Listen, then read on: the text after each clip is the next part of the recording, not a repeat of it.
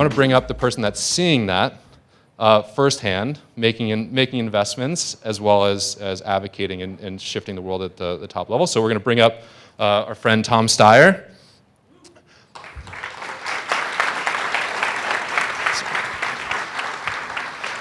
So I don't have the full rap sheet on you, but I'm going to let everybody start Googling you and Wikipediaing you while we have conversations. But you're an avid investor, you're an avid climate activist, politician, you can name all the things.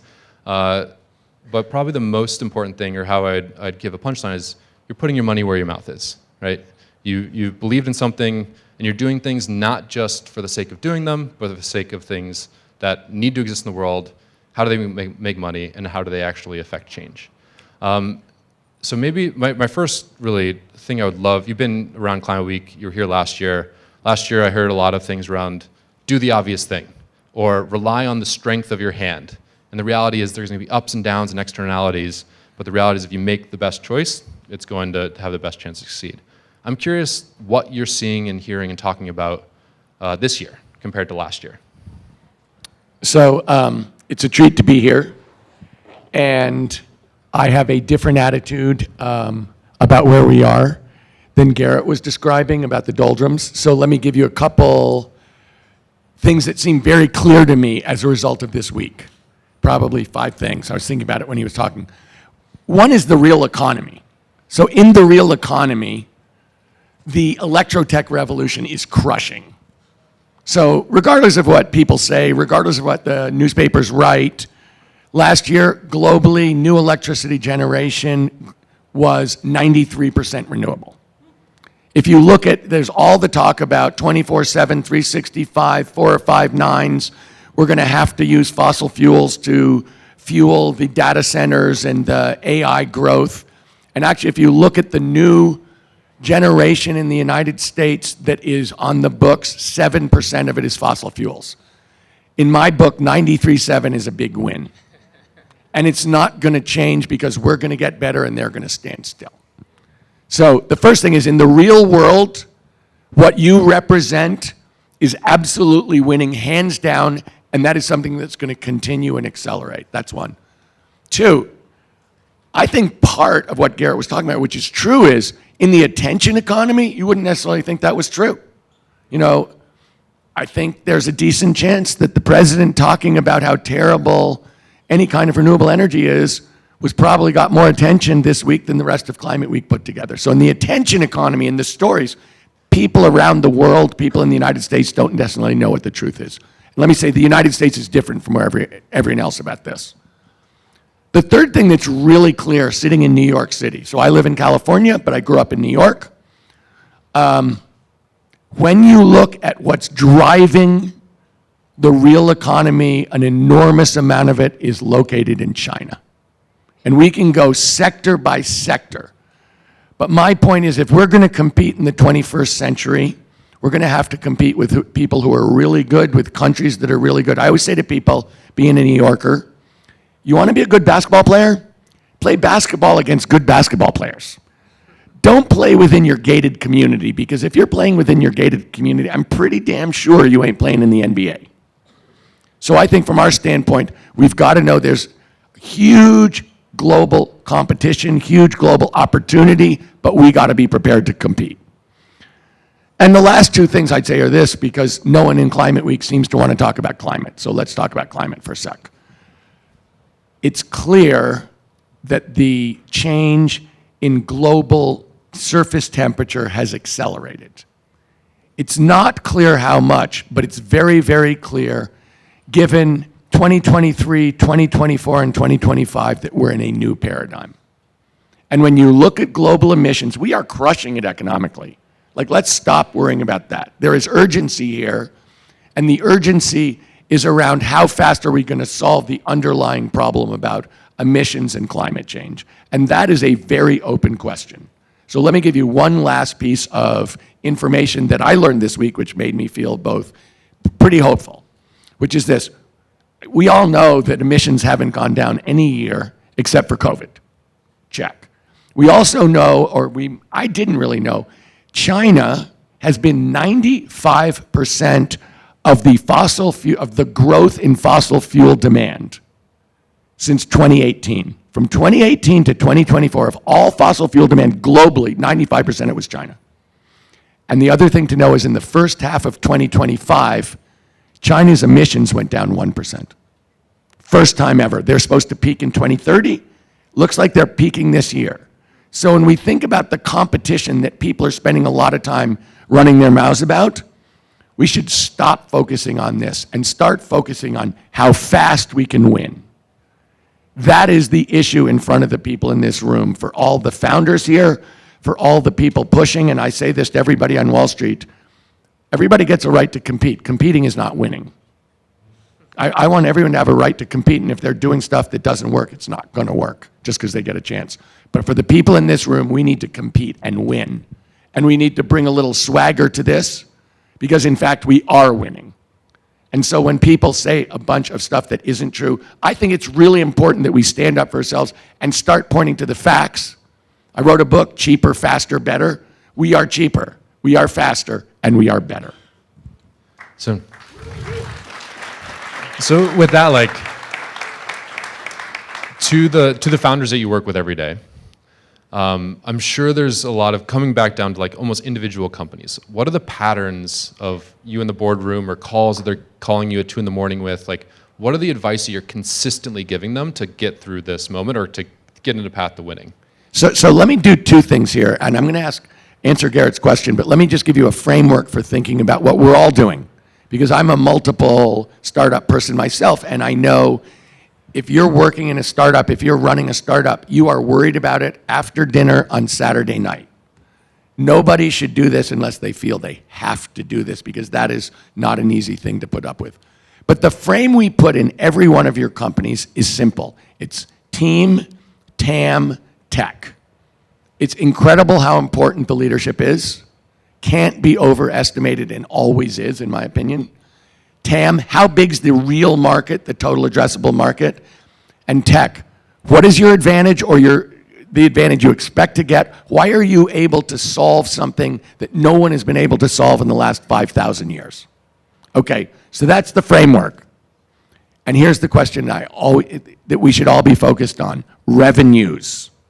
Actual customers with money that they are willing to spend.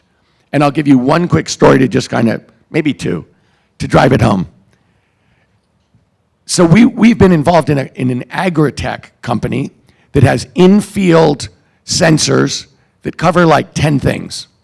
And it's really, really good for the farmers. They can run their farms infinitely better. It's like having a farm with real-time information that they can have on a dashboard when they're sitting in their tractor. And it's, it really lets you maximize on multiple levels. Okay, let's talk about people who don't like to part with money. Let's start with farmers. They don't have a lot of money, so they're always strapped. So when you come in with a capital expenditure, that's a tough sale. And let's talk about somebody who does have money. That would be big data centers and superscalers who need water to cool their data centers. And all of a sudden you have a customer who can write a check that doesn't bounce. So when you think about it as a founder, you went into it for one reason. The world has presented you with new information. Being a good leader means you didn't predict the world right. Nobody predicts the world right. You have to adjust and move to the place where there's actually a customer with cash money. And a big part of the problem that all of us have is big companies hate buying from little companies. They like to buy from IBM. The old saying, you never get fired from hiring IBM. It's really true. And I'll give you one last example. I invested in a company to do basically saving energy by making ice when energy is cheap and creating energy by melting the ice when energy is expensive. There's no technology involved. It's very simple. We couldn't sell $3.60 worth of this stuff to utilities, even though it was great for them. So one day I'm at work 5 years after I invested, and it comes across that SoCal Edison had bought $350 million worth of our product. We had no sales. So I call up my friend who was running the company. I said, Pete, we're rich. He goes, what are you talking about? And I said, are you kidding? We sold $350 million to SoCal Edison. We're rich. He goes, actually, we did a wipeout financing 2 years ago that you didn't participate in, Tom. We're rich, you're not rich. The only point being, it really comes down to, why did they do that? They had to do it because they closed the San Onofre nuclear plant and there was a gun to their head, so they had to buy something, and we were one of the 3 things they bought. My point being, you got to solve a pain point, you got to have a customer who pays money. If you don't have that, you don't have a business, and that's what you got to go for. I think there's an interesting tension there of, at least a lot of the narrative around climate the last few years has been around like mission, stick to your guns, be a little stubborn. But the reality is that you can be stubborn on your mission, you still got to be a business. Like you got to navigate to revenue, you got to find people who are actually willing to adopt your solution. And that requires an infinite hustle and adaptation in order to find that. Like, are there examples in the last year where, I don't know, there's companies that literally flipped on their head in the last 6 months because a policy changed or like anything within the galvanized portfolio that really is standing out as winning because of So let me talk changes? about one of the things we do. We do a bunch of different verticals, all of them about decarbonization, all of them, we're called galvanized climate solutions. If it doesn't have significant positive impact, we just don't do it. One of the things we do is decarbonize warehouses. And we could go through the math, but basically we're the only people in the United States of America who are systematically buying warehouses and decarbonizing them by 150%. Now, a lot of that is, there's a whole bunch of things we do, but one of the things we always do is put solar on the roof. Because if you're going to decarbonize by 150%, somehow you're generating electricity, right? By definition. And as I'm sure you all have noticed, the Inflation Reduction Act got modified, and the investment tax credit is time-bound now and is going away. So to a large extent, you say, well, that business is time-bound and it's going away too, because how are you going to do solar on the roof and make a lot of money doing it unless you got an investment tax credit? And let me say this, they are taking the investment tax credit away, it's time-bound. This is a great deal for us. And this is my basic point about where we are economically and how to think about being in a downturn. We basically can streamline what we're doing because the ITC is going away. That means that overall less money will be made, but we'll make more. It's going to be harder for people to compete with us. And let's compare this time, and I think this is an exaggeration of where we are, but let's just do it, to the tech wreck of 2000 to 2002. And that's how everybody described it, the tech wreck. And nothing really good came out of that. Oh, Google came out of it, sure. And Meta came out of it, sure. And Amazon came out, terrible companies that didn't really succeed. No, the tech wreck gave everybody with the best advantage much more advantage. And in fact, that's when the best companies really build their brand, really build their technical advantage, and that's how we should think about it. Because if you're really going on a business cheaper, faster, better, with real revenues and real customers, other people can't do it in the downturn. And that means you just build your advantage. How do you see the dynamic, specifically with a lot of the, let's say the pipeline of companies are now getting wrecked in their own way, whether it's a shift of university research and funding, early stage founders and LPs and VCs are reducing their allocations into climate. Like, what does that mean for the pipeline that you see upstream? Well, let's talk about the different parts of the pipeline, where we are and where we might go. Because what we're seeing is there is money around, but there's much more feast and famine. So that if people think you're going to be one of those big winners, there's an infinite amount of competitive money at what I think of as pretty dang fair price. I think it's harder, to use an example, if there were 8 people doing silicon chips in 2000, by 2002 there might be 2 or 3. And so there's a winnowing out process that is painful as heck, but the best companies, people, there's more than enough money for at every single stage, in my opinion, of the money process. And we started a mid-market lending business to give the people who have real businesses but need to scale and where growth capital is going to be very, very, very, very expensive and dilutive to them, a chance to get the 2 to 3 years to get to the place where they can get a decent capital return. So I think the money's there, but let's talk about the one thing that does scare the pants off me. When we look at the United States of America, we are an I live in California, we think about innovation, entrepreneurship, startup, all the things that you're doing, to me, are the lifeblood of this country. That's what we do. That's how we lead, is by being on the edge and pushing the edge and trying new things. And that is definitely dependent on being incredible intellectuals, on thinking ahead about having the new thing. And there are people all around here doing that this morning, which is fantastic. Okay, let's talk about somebody who killed research and development in their country. Sad to say, Germany in the 30s. Go back and look at the Nobel Prizes from the 10s, 20s, and early 30s, and it's like Germany, Germany, Germany, Germany. Look at them afterwards, after they killed their universities. We cannot do that in the United States of America. Our university system, the depth of our research, the quality of our research, the kind of value that provides across the board is really irreplaceable.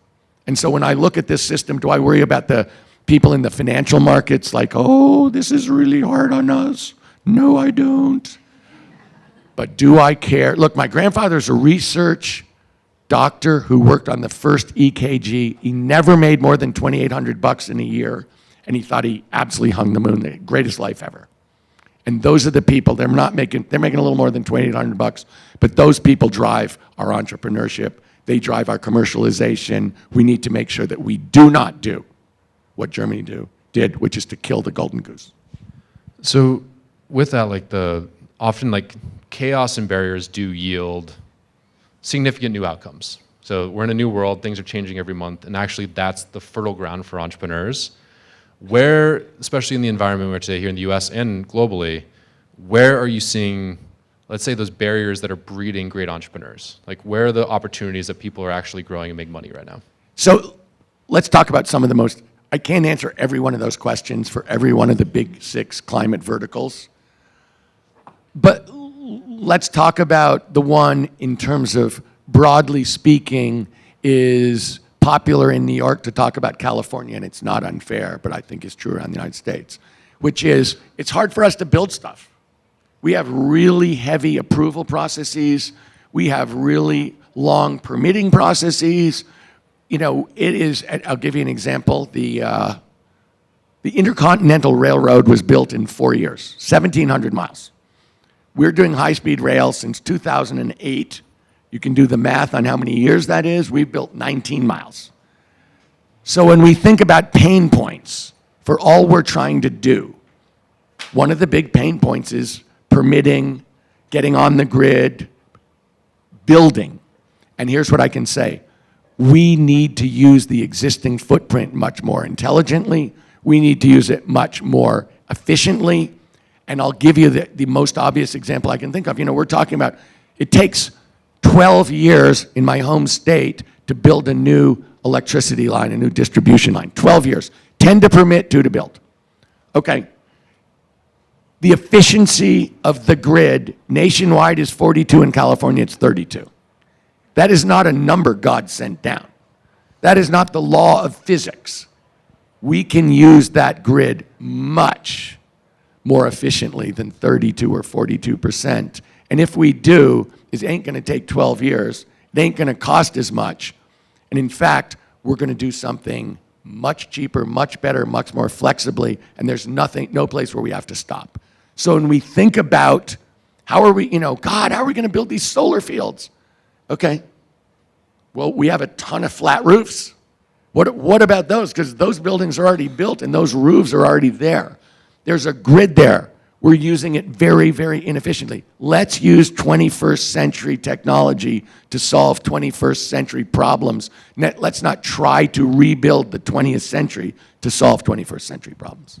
So I can sneak in one more quick thing. So we spent a lot of time last year together in hearing what we were talking about. This year's a unique moment. investors, or even, let's say, things that are obvious to you, let's say a year from now at New York Climate Week, what are the things that can be obvious to everybody else? Where you're like, oh yeah, of course, that we were talking about that a year ago, and now everybody knows it. What do you think is the obvious thing? Look, I think what I'm saying about us winning, I think is really, really obvious now. I'm not, and I bet everybody in this room, or a big proportion, think that. But clearly that's not something that everybody thinks. That's not how the markets are treating things. And so I think that as the numbers roll in, and so for instance, we have a public equities fund that has totally crushed it this year, and you'd think that's not possible, but actually that's exactly what's happened, because equities are driven by the facts. Not, there's a lot of hype in there, but we're not getting the hype. So I believe the first thing is that what I'm saying about us winning is going to be common knowledge. The second thing that is going to be true is we're going to have to come to terms in a much more realistic way with the role of China in this transition. And that is really important for everybody to work with. And that's not, I think the one thing everybody in DC agrees on is we can't cooperate with China. And I think that realistically, they are driving this to a very large extent, and we need to be working together and to solve a very real-time problem for the whole world. And I think the third question, in a year, like last I checked, this is September of 25, next year will be September of 26, we're going to be talking about where we are politically and what's going on in that attention economy and what that means, because if the two things I just said are true, then a lot of what is being said today is going to be proved to be baloney. And then the question is, you guys think, oh, then they'll change their minds? And I'm like, really? The big thing we're going to be talking about in September of 26 is, if the two things I said are true, where are we going politically? Because we're going to be, there's a fork in the road, and there's going to be another fork in the road, and the question is, are we going to go further, in your words, that way? Or are we going to come back and go down the center? So from my standpoint, I say to everybody, level playing field, let's see who's going to win. Cheaper, faster, better, game on. Great, thank you. Really appreciate it.